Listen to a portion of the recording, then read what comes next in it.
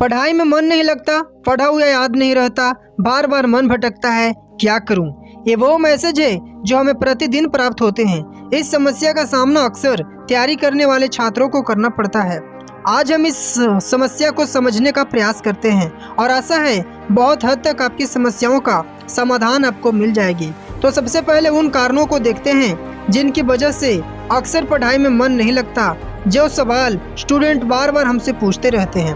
अक्सर हम जो पढ़ रहे होते हैं उस पर हम ठीक से फोकस नहीं करते। मतलब कि जब हम गणित पढ़ रहे होते हैं तो मन में अंग्रेजी चल रही होती है और अंग्रेजी के समय में गणित। ध्यान रखिए कि एक समय में सिर्फ एक जगह ही मन लगाए तो रिजल्ट 100% मिलेगा। आपको पता है ना, यदि सूर्य की किरणों को भी यदि हम लेंस से फोकस करें तो कागज जलने लगता है। ये वो है फोकस का महत्व। तो आगे जो भी हम पढ़ें पूरा ध्यान से अगर पढ़ते हैं, अगर हम 100% टाइम देंगे तो 100% हमें रिजल्ट भी मिलती है। तो टाइम का महत्व को समझो।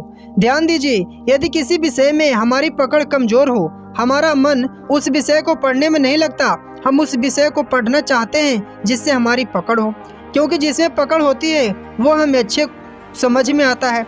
जैसे किसी को मैथ पढ़ने का मन करता है, मैथ पढ़ने में उसे मज़ा आता है तो मैथ में पकड़ उससे अधिक हो जाती है और उसी तरीके से उसका मन भी नहीं भटकता। यदि ना होना और पकड़ होना दोनों एक दूसरे से संबंधित है। आपको रुचि उसी विषय में आती है जिसमें आपकी बेहतर पकड़ होती है। जिस विषय में आपकी रुचि हो उसमें आपकी पकड़ स्वयं बेहतर हो जाती है।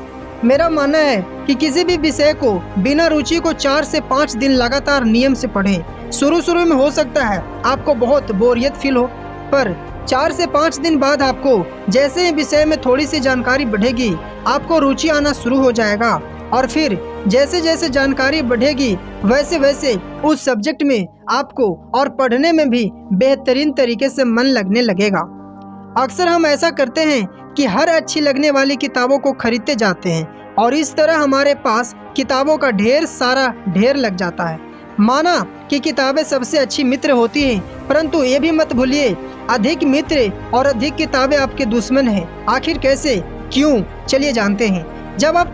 जब आपके पास बहुत ज़्यादा मित्र होते हैं तो कोई भी एक आपका काम नहीं आता, क्योंकि सब सोचते हैं कि उसके तो बहुत सारे दोस्त हैं, कोई भी आ जाएगा और कोई नहीं आता। इसी प्रकार जब हम पढ़ने बैठते हैं तो हम ठीक से ये निश्चित नहीं कर पाते कि हम कौन सी किताबें पढ़ें, कि कौन सी किताब में पढ़ना है हमें, और किसी से पढ़ने लगते हैं तो कभी बीच से ही दूसरी किताब उठाने का मन करता है और एक भी किताब ठीक से नहीं पढ़ पाते।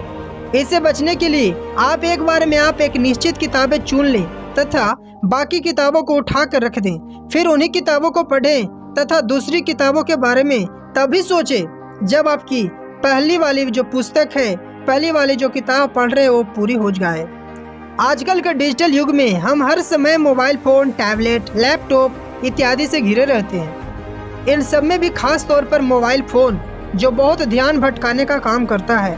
फ़ोन पर कुछ भी ना भी आए तो भी थोड़ी देर बाद उसे देखते रहते हैं। पढ़ाई करते समय इन सभी सामग्रियों को अपने से दूर रखें।